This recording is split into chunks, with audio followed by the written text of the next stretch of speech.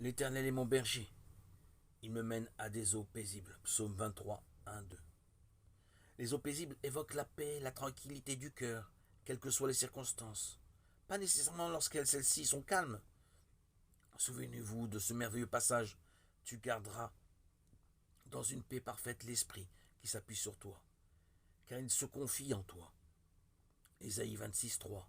Il n'est pas dit tu le placeras dans un environnement paisible. Ainsi nous pouvons éprouver une paix parfaite au milieu de circonstances qui semblent être contre nous.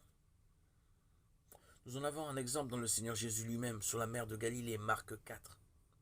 Une grande tempête s'est élevée, le vent soufflait, et de fortes vagues s'écrasaient contre le petit bateau où Jésus se trouvait. Il semblait que la barque allait se briser et faire naufrage à cause de cette violente tempête. Bien qu'étant des marins expérimentés, tous dans ce bateau étaient dans une grande panique, sauf un. Pourquoi les disciples ne s'étaient-ils pas étendus à son côté, partageant la paix qui remplissait son cœur bienheureux? Ils l'ont réveillé, et par une parole, il a calmé ses vagues en furie. Ses disciples étaient tout autant en sécurité dans la tempête que lorsque le grand calme régnait sur la mer. Il n'y avait aucune raison pour qu'ils ne partagent pas la paix du Seigneur. Il peut donner sa paix à nos cœurs, mais nous aurons besoin d'un oreiller pour y mettre notre tête, sinon nous ne pourrons pas l'apprécier.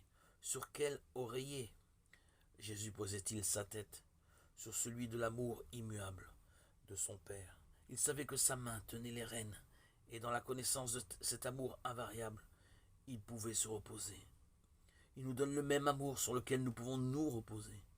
Nous savons que toutes choses travaillent ensemble pour le bien de ceux qui aiment Dieu.